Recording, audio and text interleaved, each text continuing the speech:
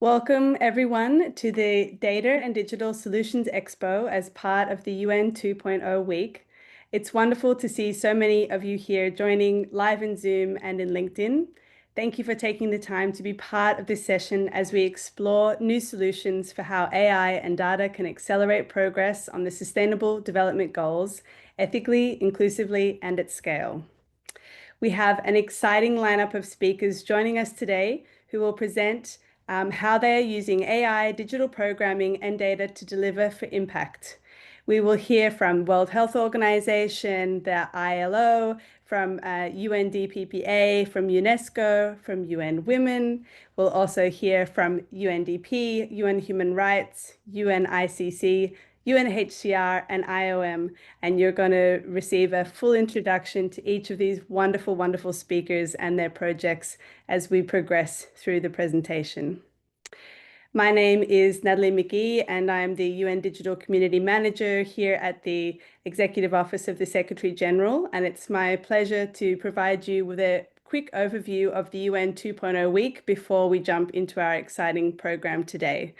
But before we do, this is an interactive session, and we would love to introduce you, invite you to introduce yourself in the chat. Please share your name, organization, and where you're joining from today. It would be great to hear.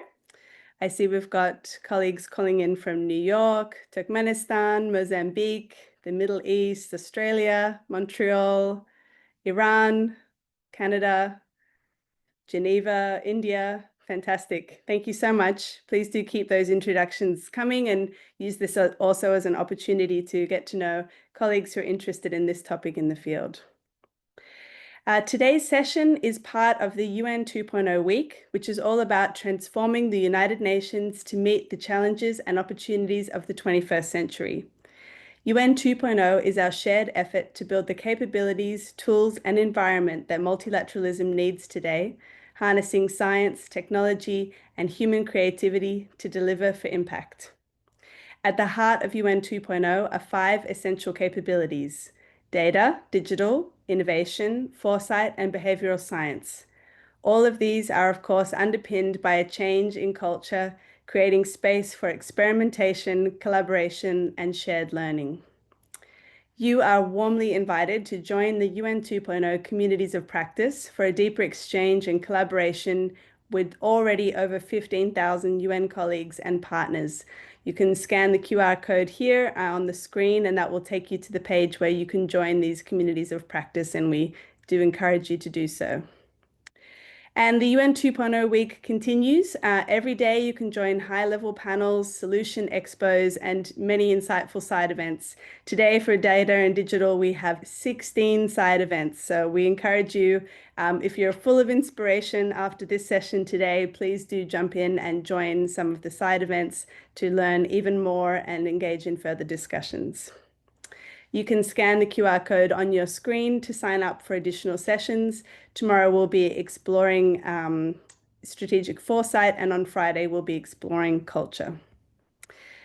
In a few words, we'd like to invite you in the chat to share with us what kinds of solutions are you hoping to hear about today.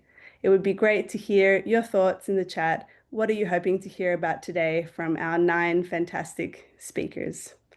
I see security, great. Risk management, solutions, ethical use of AI, absolutely.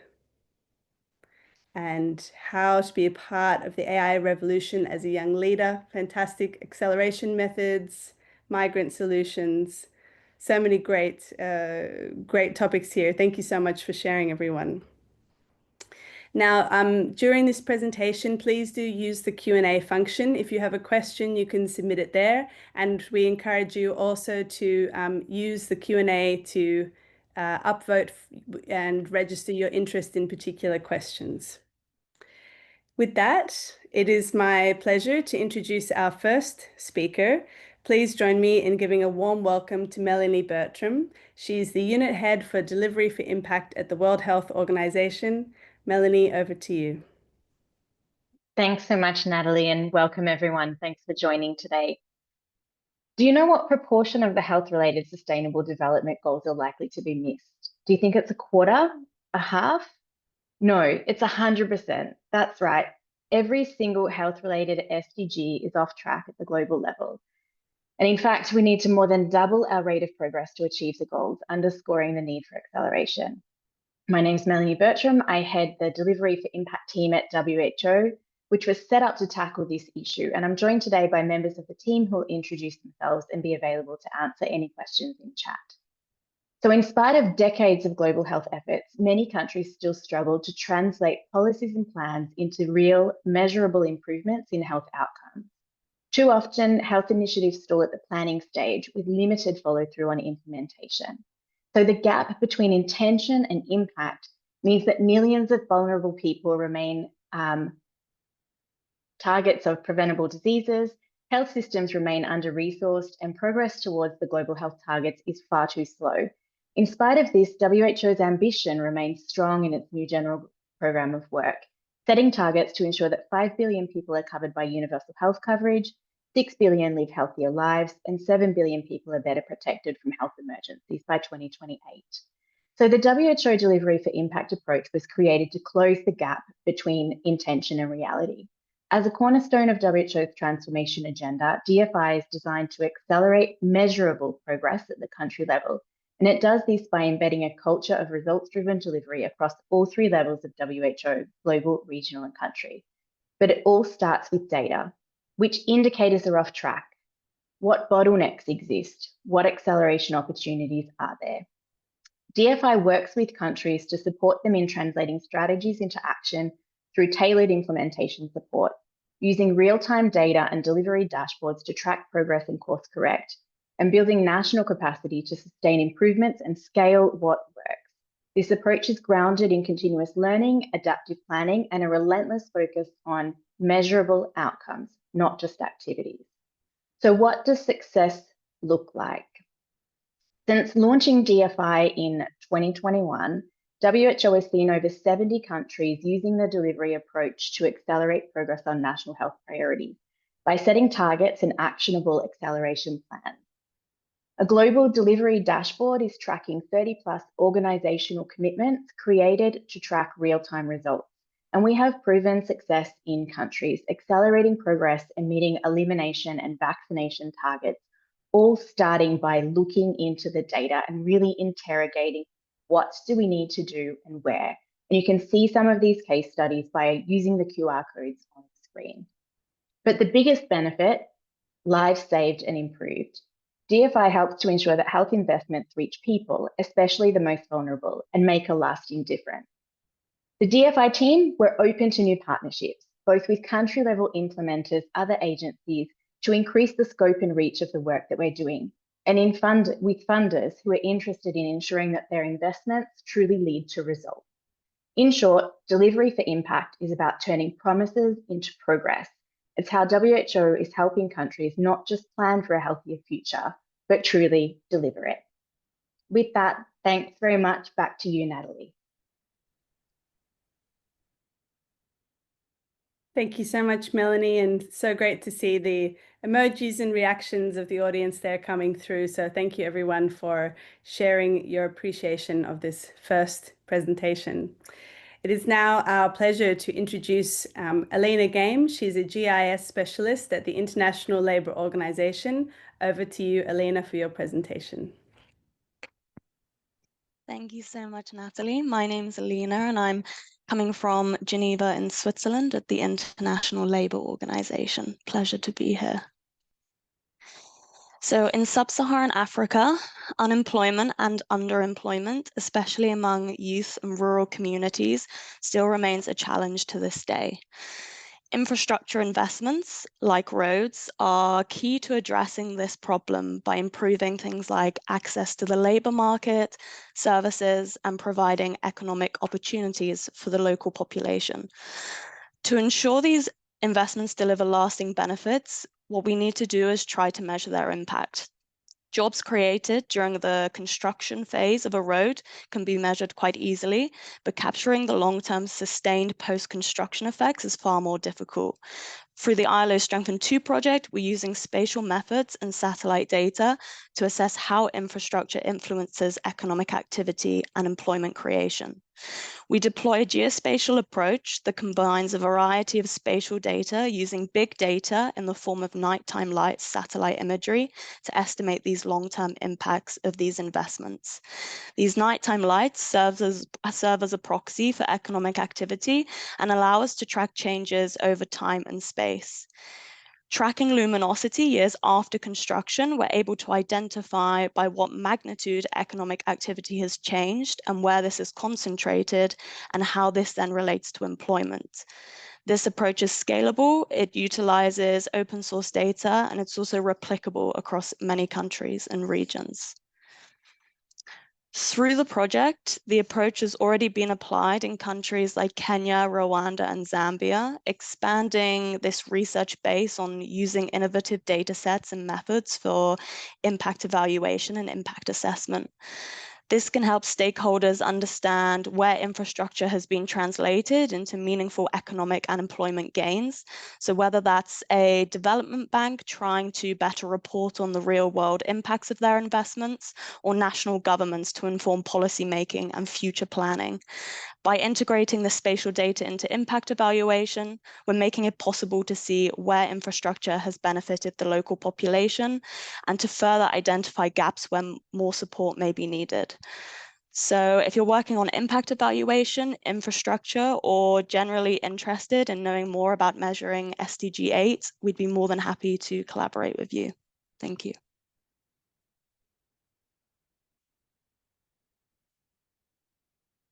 Thank you so much, Alina. And wow, absolutely perfect timing. Nailed the 3-minute presentation perfectly. Thank you so much. Such an innovative solution and really interesting to learn about. It is now our pleasure to introduce Peter Waring. He's the geospatial consultant at the UNDPPA Innovation Cell. Peter, it's a pleasure to have you, and over to you. Thanks, Natalie.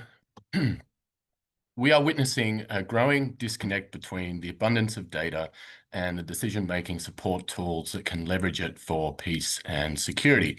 I'm sure you're all aware of the increasing variety and volume of data, whether it be climate, social, or conflict.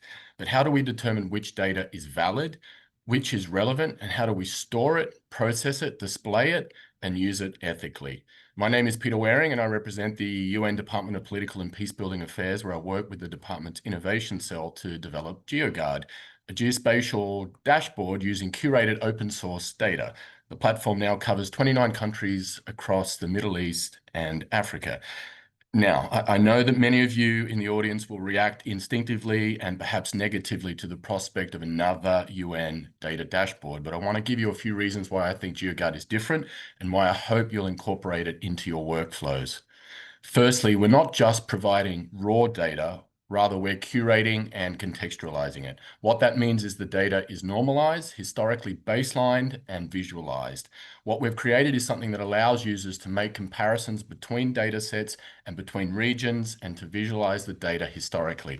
Secondly, it's important to remember that as modeling methods become more sophisticated, the UN will need repositories of data that can be used to undertake predictive analytics for early warning.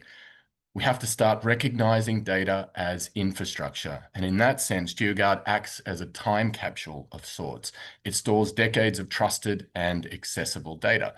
And lastly, our user-friendly interface and easy-to-read maps and graphs makes Geoguard a significant advance on many similar platforms.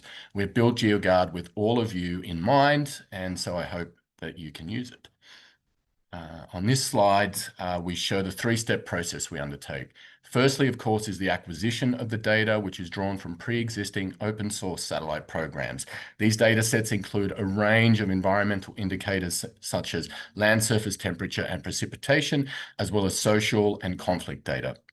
Next, we normalize the data. This means we organize it to appear similar across fields. In our case, we calculate the variance from the historical average on a month-by-month basis. This enables easy comparison between different data sets. And lastly, we spatially aggregate the data, which means we provide provincial and sub-provincial level. This allows for the identification of hotspots and areas of acute vulnerability. So what's next? Well, the department is building a partnership with the UN Convention to combat desertification to expand the Geoguard methodology under its Peace Forest initiative. This partnership will allow the platform to be expanded both geographically and thematically. We hope to add additional layers, perhaps crop suitability or deforestation, and explore the potential use of AI-powered tools and predictive analytics. At its heart, Geoguard is a platform for both data and experimentation. And on the last slide, you can see where you can access Geoguard and contact me if you have any questions. Thank you very much. Thank you so much, Peter. And again, lots of reactions coming through there from the audience. So thank you very much. And I think we see also some questions coming into the chat. So as presenters, I would also direct your attention to the chat there if there are some questions for you. Okay, coming up next, we're very pleased to invite to the stage Kevin Giesenig. He is the project manager for a data hub at UNESCO, and he'll be joined by Pierre Girardou for his presentation. The stage is yours, Pierre and Kevin. Over to you. Hi, and thank you. At UNESCO, we face 4 critical challenges with data.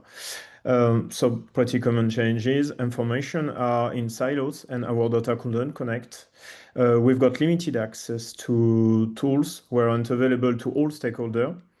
And also we've got an ethical AI gap. Existing solution didn't align with our value and AI ethics recommendation provided by UNESCO. Also, we've got resource constraint. Traditional tools were expensive and energy intensive.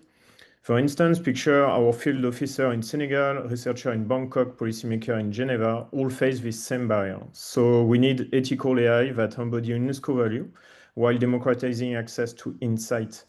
Now, let me hand over to Pierre, who will demonstrate how UNESCO AI chat solves these changes. Thank you, Kevin. So the UNESCO AI chat delivers natural, contextual answers by retrieving only from verified UNESCO data sources. So no external content here.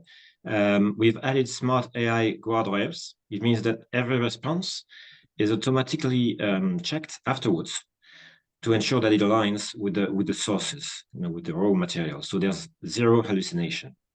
And we also display here at the end of every response the environmental footprint of each query, so CO2 and energy, alongside an invisible watermarking system that we've built in to guarantee traceability.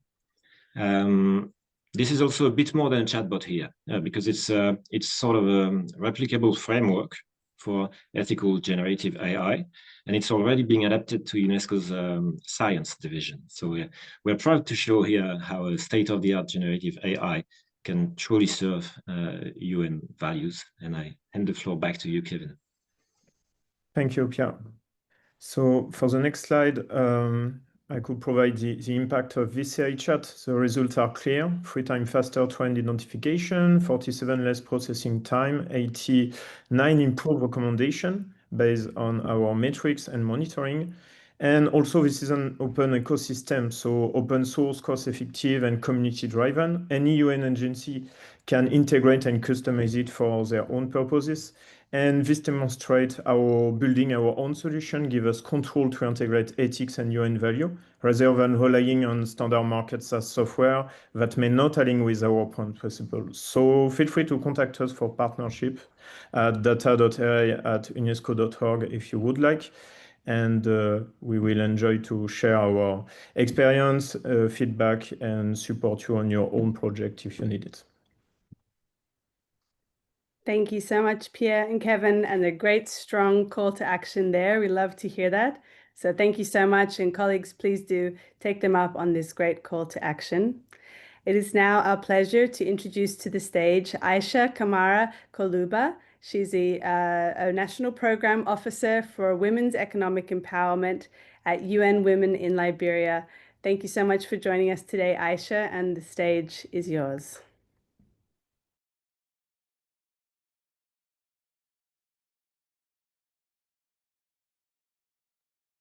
Oh, just checking your, oh, we don't hear you.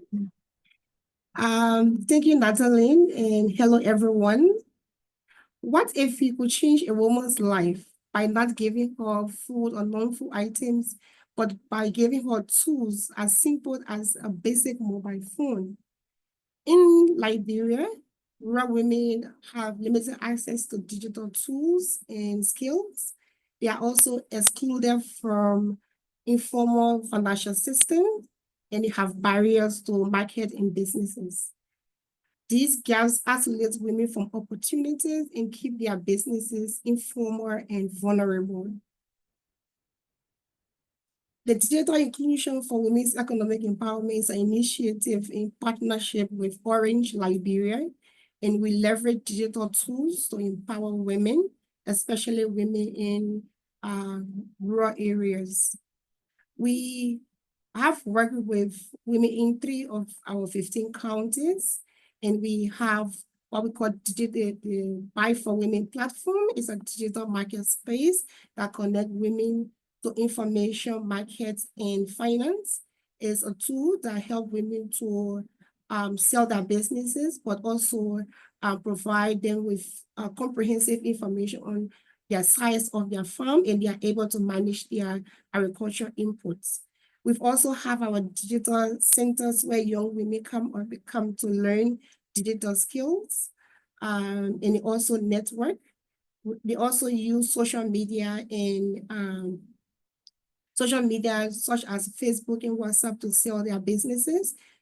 We also partner with the Central Bank of Liberia to digitize our VSLs that has bridged the gap between our traditional finance system and informal system.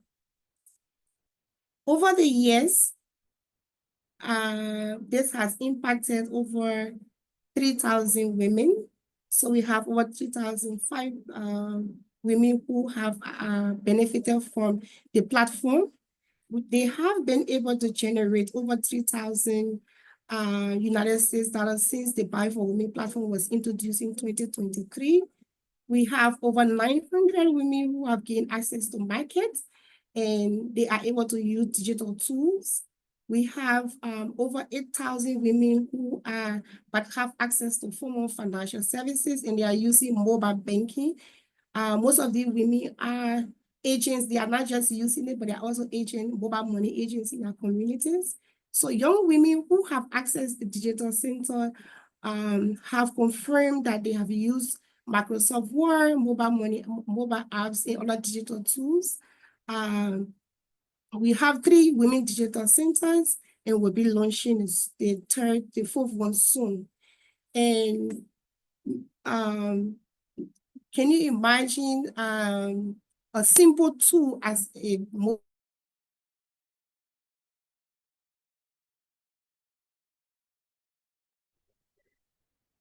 Aisha, I think we've just lost your camera. We'll give you a moment to see if the Wi-Fi connects again.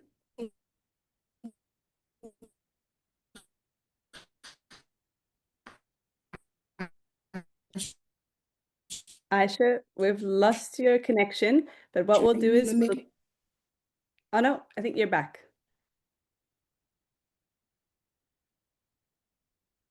No, okay, it stopped out. Thank you so much, Aisha, for this this fantastic intervention. What we might do is, yeah, I think the Wi-Fi has dropped out completely. So please, yeah, please do put your feedback for Aisha in the chat. I'm sure she'd love to hear that when she's able to join back again. And such a great solution. So thank you very much to Aisha for sharing that with us. And we'd now like to so much love on the chat. Thank you so much. Colleagues, would now like to ask you, are you feeling inspired by the amazing initiatives presented so far? I'm seeing an overwhelming amount of love coming through there. So I'll take that as a strong, resounding yes. and I'm sure you'd like to hear from another set of fantastic speakers. It's my pleasure to hand over now to my colleague, Fiona Sisi. She also leads the UN data community and is part of the team here at the Executive Office of the Secretary General. Fiona, over to you to take us through the second half of the presentation today. Thank you. Amazing. Hi, everyone. What a fantastic start. I'm happy to dive into round 2 of presentations for some more impressive solutions being presented by colleagues across the UN family.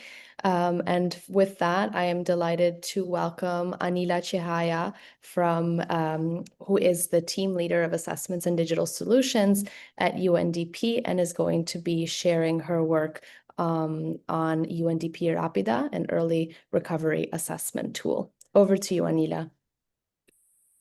Thanks so much, Fiona. I want to start out by asking, how many of you have worked in a context where the data and information you needed to make decisions was missing, delayed, or just messy? I'm Anila Chihaya, and I work on assessments and digital solutions with UNDP. Like many of you, I've seen firsthand how slow, fragmented data can stall life-saving decisions. Excel files in different formats, handwritten field notes, WhatsApp voice memos with key details buried deep. Now consider this. Over 300 million people worldwide need assistance due to conflicts and disasters. Yet much of crisis response still relies on outdated systems that cost time, resources, and ultimately lives. Let's look at the challenge. When a crisis hits, be it a hurricane, earthquake, or conflict, homes are destroyed, families displaced, and basic needs unmet. Behind every number is a person, a mother without shelter, a child out of school, a family unsure where their next meal will come from. Traditionally, gathering information meant paper forms, teams with clipboards, and weeks until that data is typed, cleaned, and analyzed. By the time we know who needs help, the window to act may already be closing. Here's how we're changing that. UNDP's RAPIDA tool is built for speed, providing actionable insights in just 72 hours. We start with satellite imagery to detect collapsed buildings, damaged roads, and debris blocking access to communities, clinics, and supply routes. After the Myanmar earthquake, our analysis revealed the hardest hit neighborhoods and estimated debris volumes, even in places we couldn't physically reach yet. Then train the local teams to move into those areas, knocking on doors and speaking with families. This gives us a full picture, not just what was destroyed, but what people need to recover. With that data, we act. We clear debris, we repair infrastructure, reopen schools, and we advocate for the resources to reach every community in need. Now imagine the impact. Imagine that same parent watching the local market reopen within days, or their child return to class in a rebuilt school. RAPIDA turns data into action in hours instead of weeks, accelerating recovery when every hour counts. But there's more to do. We invite researchers, developers, innovators, colleagues across the UN to join us. Whether you're at a tech company or a university lab, help us integrate new AI models, tap into real-time data, and build tools that turn raw information into life-saving action. Because when technology meets urgency, recovery happens sooner. And every hour saved means more lives protected and more families one step closer to restoring their future. Thank you. Excellent. Thank you so much, Anita. Really, really great demonstration of how AI can really support faster and more targeted intervention on the ground with this tool. Now, I'm delighted to pass it over to George Hodge, Head of Data Solutions at OHCHR, who will be speaking to us about their work on the Civic Space Pulse. Over to you, George. Oh, thank you so much, Fiona. It's great to be here. So let me tell you all about Civic Space Pulse. When the internet goes dark, when our ability to communicate over digital platforms is restricted, when protests are violently repressed, when human rights defenders are attacked or civil society organizations are shut down, we are watching. Civic Space Pulse is a platform. It's a coalition. It's an AI-enabled authoritative data set for tracking and protecting civic space. But it wasn't always done this way. The foundations of the problem that we're working to address is that a lot of this work in the past was fragmented. It was manual, sometimes reactive. It was anecdote rich, but data poor. And as a result of all of this, it lacked early warning capacity. But now, thanks to Civic Space Pulse, thanks to the platform it's developed, we have a path forward, we have a solution to this. What Civic Space Pulse does is it enables the exchange between the data partners. It automates that exchange of data on cases. It enriches it with open source information. I saw a question in the chat from Edward Darling about the challenges of making sense of open source information. This is exactly where the AI comes in. It helps to harmonize data. It extracts the who, what, where, when, how, why from the underlying data sources. It helps it to fit together like Lego. Building on that, it accelerates detection, it improves tracking across the coalition and helps us to coordinate and scale up our response as a human rights ecosystem. Since deploying Civic Space Pulse, we've seen a 300 times increase in the detection of leads and attacks on human rights defenders, attacks on journalists. Since 2023, we've tracked over 120,000 public demonstrations. Sadly, 17% of them were repressed according to human rights grounds.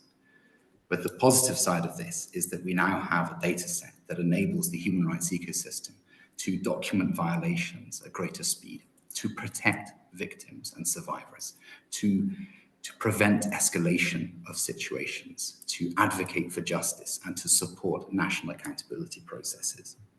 So if you're working in this space, if you're pushing back against the decline of civic space, if you care about public freedoms like freedom of assembly and association, the freedom to express yourself, the right to participate in the issues that shape our lives, please join this platform, get in touch with UN Human Rights, and we'll work together to protect the protectors. Thank you very much. Back to you, Fiona. Thank you, George. Really critical work, especially during these troubling times. Really impressive to see how you harmonized and automated insights from a previously fragmented data ecosystem. So yeah, great work. And I'm sure colleagues will have a lot of questions on it. I'm now happy to pass it over to Shambhavi Mohan, lead data scientist at UNICC, alongside Claudie Barat, acting head of HR operations at UNHCR, and together they will be presenting Unify HR, an AI-driven HR transformation at their organization. Over to you guys. Thank you, Fiona. Yes, we are very pleased. Oh, sorry, don't launch the video yet.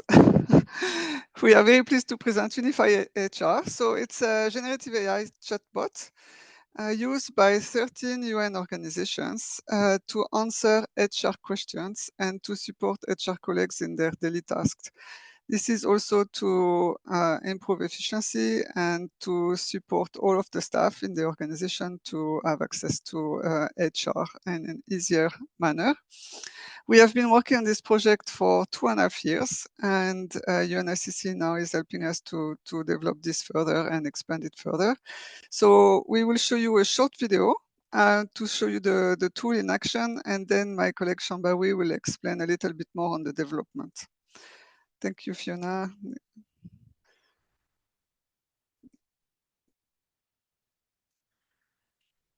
Do you have the sound?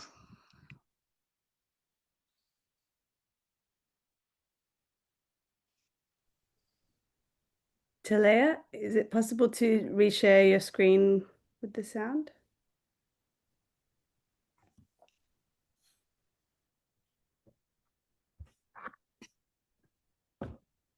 Talea, if you can hear me, if you could stop sharing your screen and reshare with the sound. Thank you.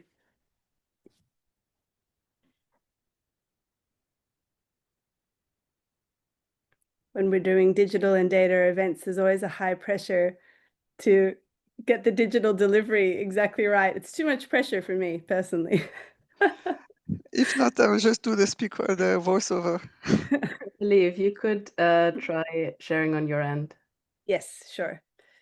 That is a great solution. Let me grab it.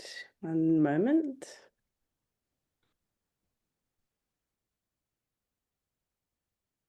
Introducing Okay, so let me try to share my screen with the sound. Good, okay. Here we go. Introducing Unify HR, an innovative HR chatbot powered by generative AI technology. The Unify chatbot allows HR colleagues to compare HR policies across 13 UN organizations in seconds.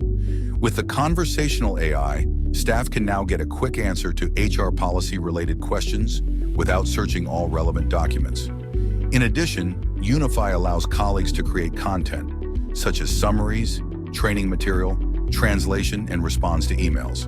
The chatbot is taking one step further the interagency repository of HR policies, which was developed by UNHCR in collaboration with the CEB Secretariat for 38 UN organizations in the UN system. This repository contains regulations, rules, and HR policies of UN organizations. Users simply type the question, select the name of the relevant organization via filter, and Unify provides a relevant response.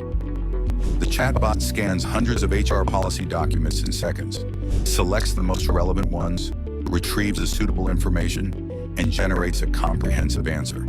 The bot can also translate answers in other languages.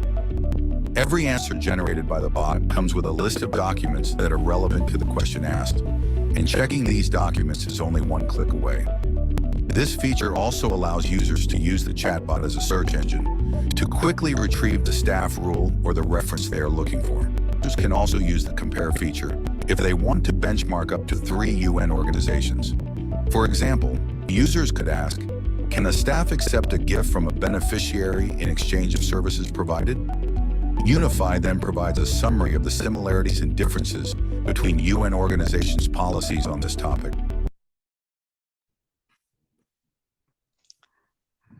We can go on to the next slide. Now we know how the tool works, so let's focus on the evaluation. Here I would like to highlight a human in the, Here I would like to highlight a human in the loop evaluations where policy experts played a hands-on role in guiding and improving the chatbot behavior. As we can see here, we began with some significant challenges. The correctness was only 55.3%. We had a lot of citation errors, as well as the bot answers were inconsistent. Users also faced issues with phrasing the question and hallucination, which also undermined trust in the product. To address this, we introduced behavioral training for prompt writing for users. We also fine-tuned the model for UN terminologies, and there are a lot of them. And we ran a series of experiments to ensure that we are choosing the best options in embedding, prompt engineering, and so on to get the best results. As we can see here, the results were powerful. Correctness improved to 81.3%, citation errors dropped by over 90%, and hallucinations were almost eliminated. This is a clear example of the UN 2.0 approach in action, bringing together behavioral science, digital innovation, and close collaboration to deliver measurable impact. It also shows how human insights and responsible AI can work together to improve decision-making in complex settings. Thank you.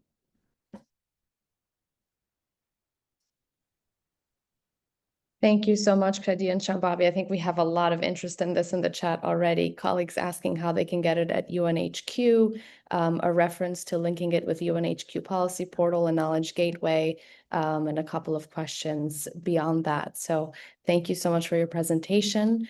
I'm now happy to pass it over to our last, but certainly not least presenter, Ileana Flores from IOM, who is going to present the Migrant Protection Platform. Over to you, Ileana. Thank you very much, Fiona. And thank you everyone for being here present in this UN 2.0 week. I'd like to start with a quick scenario. I'd like you to picture yourself in a dense jungle where resources are everywhere, but there's no map, no guide, and no way to go or to know where to go. And you also don't know what's been done or what's working. My name is Ileana Flores, and I work for the International Organization for Migration at HQ in the Migrant Protection team.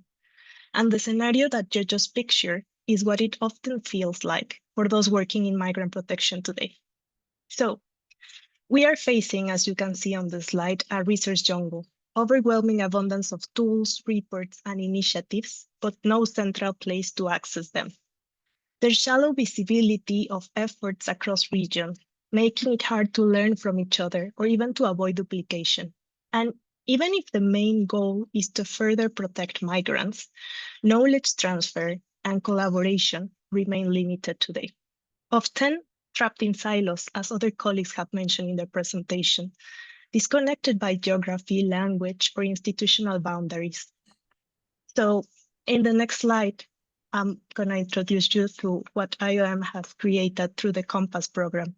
It's a migrant protection platform, a global initiative designed to strengthen migrant protection by fostering collaboration and sharing knowledge.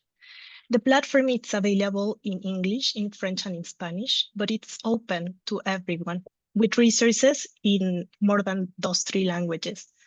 It acts as a one-stop shop for migrant protection knowledge. And with this, I mean over 1,100 curated resources. It includes online courses, training materials, and webinars. All this is done thanks to the collaboration. And among other key components, we also have a community of practice with over 1,800 members. It is a digital space, but also open for collaboration across borders and across sectors.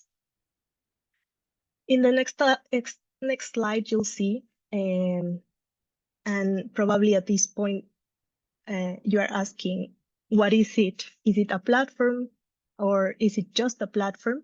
I would define it rather as a living knowledge ecosystem, co-created with our network of practitioners and organizations. And one of the main aspects that I like to highlight is that this space is built on trust, and it's designed to bridge the gaps that have long hindered our collective impact. And maybe now you wonder, okay, so what's the impact? And in a nutshell, we are supporting shape better informed public opinions and policy decisions, all these centering migrant protection, of course. We try to enhance migrant protection outcomes by enabling practitioners to learn from each other through dialogue. And we're building stronger connections among stakeholders. An example is the community of practice that I mentioned. And this covers grassroots organizations, but also international agencies and other actors. And we're simplifying at the same time access to key resources, so users can quickly find what they need when they need it. So this is not only about storing knowledge, it's about activating it. If you believe in a world where migrant protection is more connected, more informed, and more effective, and it doesn't matter if you're a frontline worker, a policymaker, or a researcher, your knowledge and experience are key to boost migrant protection efforts. So I invite you all to scan the QR code that you can see on your screen, and also the link will be shared by Francesco Giassi, who is also joining me in this presentation today. And please join the platform and not only manage knowledge, but also mobilize it. Thank you very much. Over to Fiona. Thank you so much, Ileana. Really powerful demonstration on the use of digital solutions to drive really positive impact. Thank you for the work that you do. I think now that is it for the presentations. So we are going to hand it back over to the attendees for a little bit of an engagement. So have you learned something here today that could make an impact to your work? I know I certainly have. So please submit in the chat what you've learned, what has been interesting to you, and any thoughts on some of the presentations. I will be monitoring the chat and reading a couple of things out loud. And in the meantime, we'll also jump to questions We have answered a couple throughout the duration of this webinar, so bear with me as I identify the ones that we haven't answered. I think there was one, let me pull it up. So many UN agencies are building their own chatbots. Are there any common lessons learned? With this, I will hand it over maybe to Kevin first, and then Shambhavi and Claudia on some of the lessons learned in building your own chatbots, and maybe speaking a little bit to your experience there. Over to you, Kevin, and Pierre, if he's still here. Thank you. So yes, at UNESCO, we develop a core product firstly, but dedicated tool inside this product, for example, to detect some trend or directly link to a data set on our data catalog. It seems to be a key factor of success for final user to be able to get some tools dedicated to their own use cases. For instance, a brief for a director or for DG in a specific format for specific area or specific topics could be defined in a tool directly in AI chat and gather all different data sets into a same template for this purpose. So yes, tool and dataset source for lineage seems to be the key for UNESCO experience. I think I would start with saying like it's always like building a chatbot is an expensive proposition. So my recommendation always is like going for a multi-agency collaborative approach because it reduces the cost to a very large extent. Having said that, I think one of the aspects that we thought is very transferable to any and all chatbots is responsible AI testing. I think for every other chatbot that we use, the most important lesson learned was ensuring that we have a consistent way of doing jailbreak testing. And that is something that we have used across other projects as well related to these kind of solutions. And I think that is one of the other things that we advocate also for everyone to do. Like before sharing it with a wider audience, please do a lot of jailbreak testing.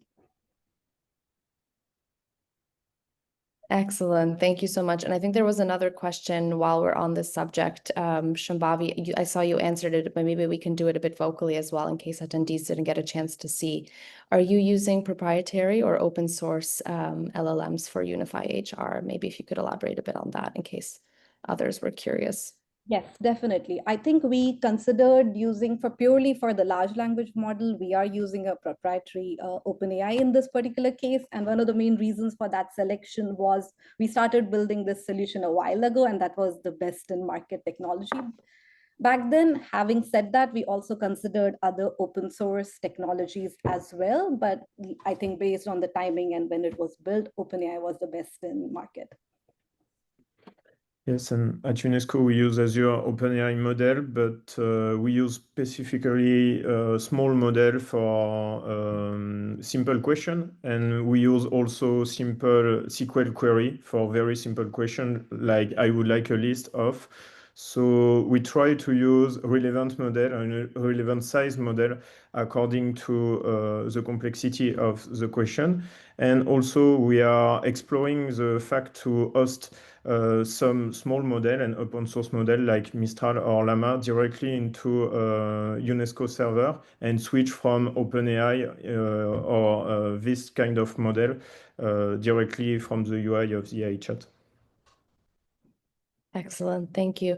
I think now we have a question for Melanie, who was referred to as brilliant presentation by Melanie on the delivery for impact. Is there a place for GIS solutions in your choice of interventions? In other words, how can we help WHO country offices focus and prioritize their support? So it's a great question, and thank you for the kind feedback, whoever that question answer is that looks anonymous. Yes, definitely there's a role for GIS, and we work with the GIS team when we think about which communities will benefit from which of the solutions that countries need to put in place. So we try and break down the different populations we need, the different epidemiological profiles of different geographical areas to understand who can benefit from which targeted intervention. So we have a GIS center in WHO headquarters as well, who we work closely with, but I think there's such a wealth of data that's been presented across all the presentations today that I think there's definitely scope for us all to collaborate more across the different solutions and bring bring those pieces of data together, because I think there's a lot of social determinants of health that we're maybe not tracking that other organizations are. So definite opportunities to bring different pieces together. And yeah, this is part of the work that we're doing now, and hopefully drives better solutions at the country level in the future. Thanks, Fiona. Fantastic. Thank you, Melanie. I think now we have a question for all presenters, so feel free to chime in if you want to respond. What has been your experience with interagency collaboration, and can you sort of share best practices on how to support UN knowledge sharing? And I think this is also something that we're trying to achieve here in UN 2.0 week, is that interagency collaboration and knowledge sharing and sharing best experiences. So does anyone want to come in on that? I'm happy to. Fantastic. Yeah, I think Geoguard was built with partners, and perhaps I didn't do justice to that in my presentation, but I think I ended with noting that we're building out the platform with UNCCD, but we've also built the platform in very close cooperation with the Climate Security Mechanism, which consists of UNDP, UNEP, DPPA, which is where I'm from, and also the Department of Peacekeeping Operations. So there's been a lot of interagency coordination. There's been a lot of coordination and stakeholder engagement with climate security advisors. In terms of how best to do that, I think being collaborative from the beginning of a project is really important, and having partners involved in the design phase, not just once you roll the thing out, but as you're working through the project. And I think also to build communities of practice as best you can as well. And that should, if possible, include actors, whether they be technical partners or academic partners that exist beyond the UN system. Maybe just to add to that, the best practice would be the development and use of interoperable digital platforms like the Humanitarian Data Exchange, which allows agencies to contribute, access, use data in real time. These platforms not only reduce duplication of efforts, but also foster this culture of openness and shared accountability. Just a quick thought on that one. Absolutely, and great shout out to HDX. I'm also happy to share from the Migrant Protection Platform. Yes. As mentioned during my presentation, it's the whole platform. It's made out of collaborations, not only with UN agencies, but also with other migrant protection actors. Just to mention a few of the UN agencies, we have collaborated, for example, to do specific webinars with FAO, with UNICEF, with UNDP, and the list is short, because then if we enter into the resources, we can tap into all the different UN agencies, which is very interesting, because at the end, it just confirms the amount of knowledge we are producing. And another additional point is the community of practice of the platform. It is made out of collaborations and of UN agencies, but also other, as I mentioned, migrant protection actors. So definitely a space where we can further tap in and where we need to enhance our actions too. Absolutely. And on that note, we will be sharing later the links to the UN 2.0 communities of practice for colleagues to join. I think we have a follow-up question for Peter on Geoguard. Could you please share some examples of how this tool is already being used or can be used on the ground with country teams, humanitarian officers, resident coordinator offices? Some examples would be great. Over to you, Peter. Oh, I don't see anymore. I'm not sure if you're still here. Okay, he may have had to hop off. So we'll save that question for another time. Natalie, is there any other question that I'm not seeing or have missed that you think we should address? Oh, Peter is back. Peter, did you hear the question? No, sorry, I dropped out. No worries at all. So could you please share some examples of how this new tool is already being used or can be used on the ground with country teams, humanitarian officers, etc.? Yeah, so the tool mostly was developed with climate, peace, and security advisors within various UN special political missions in mind. So we've been working with those particular officers throughout the Middle East and Africa. There's a couple of interesting use cases thus far. but it's still early days. And I think we only really fully launched the product in February. So we're still working to build up a case of various different case studies and use cases to demonstrate its utility. But happy to talk to anyone further about how we might integrate it into their workflows. Yeah, I hope that answers the question. Please feel free to reach out and contact me. Great. Thank you so much, Peter. Maybe one last question, and then we'll jump into an overview for the rest of the week ahead. So I see a question by Gwen for Melanie and Peter. Given the reservations from UN agencies to collaborate with the private sector, how easy is it to co-produce innovative products and harness expertise across sectors? Also open to other speakers who want to jump in on their collaborations with private sector entities. I'm happy to start since Peter just spoke. I think WHO has actually moved quite a lot in terms of private sector engagement and private sector participation. So we have our framework for engagement with non-state actors. We now have the WHO Foundation that creates more interaction with private sector. So, I think that we've recognized that there needs to be a greater interaction there. We don't work directly with any private sector partners at the moment, but we have in some of our acceleration plans, such as for obesity, there is obviously a huge private sector interest. So we're starting to figure out how to make that engagement. Private sector has a lot of data that we maybe don't have, and we can share a lot of resources. They've got development money. So we're really looking at opportunities of how to do that, obviously within our framework for engagement with non-state actors. So maybe others from other agencies have got different experiences to add. I'm happy to just jump in very quickly. I think it's an excellent question. The short answer to which is it's really hard. The longer, perhaps more complex answer is that I think that you build into your project the knowledge that you're going to be working with private companies. And what that means if you're building a platform is that you can't build a platform that's going to rely on one or two or possibly even three commercial providers. So if you can have a product that's using open source tools, open source data, things that people and different organizations and institutions and private sector entities can plug into and play with, that will make it easier, because you can't guarantee in the current contracting processes that you'll be able to have the same institute or organization work on your project, the entire life cycle of it. Absolutely. Great perspectives. Thank you, guys. Does anyone want to come in on any final words before we jump into the closing section? I might just add that if we just pause using the chat for a second, we could invite the speakers to add their links into the chat, because I see there's quite a few colleagues asking for that. So if we ask the audience to refrain from the chat for a moment, that'll give the panelists a moment to put their links in there, and we won't, we will have the space to see them. Thanks. Great.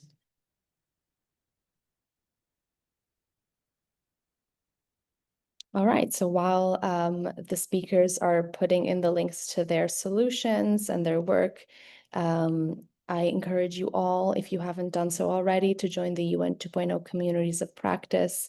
We have the UN Behavioral Science Group, the UN Data Strategy Community, the Digital Community, Strategic Foresight Community, the Innovation Network, and also the New Work Culture Community.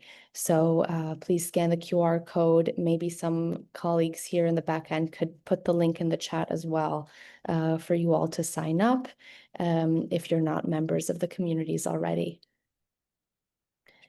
And looking ahead, we have now ended day 3 of the main stage events for UN 2.0 week. On Monday, we had innovation. On Tuesday, we had behavioral science. Today was data and digital day, of which we also have 16 side events. So encourage you all to join those as well. They're happening throughout the day. We'll put the link in the chat to that as well. Tomorrow, we have Foresight Day, starting with a high-level opening panel at 9 a.m. Eastern, followed by a Solutions Expo such as this one, but focused on foresight solutions, along with 8 side events. And then last but not least, we have Culture Day on Friday with a high-level panel at 9 a.m., a Solutions Expo at 11, and 9 side events throughout the course of the day. And with that, please scan the QR code to sign up and join more sessions, continue the conversation after this event. And thank you all so much for joining. We're 1 minute over, so we'll end it at that. Thank you so much to the speakers. It's been amazing learning about your work, and thanks to the attendees for the engagement throughout. Have a great rest of your day and the rest of you in 2.0 week, everyone. Take care.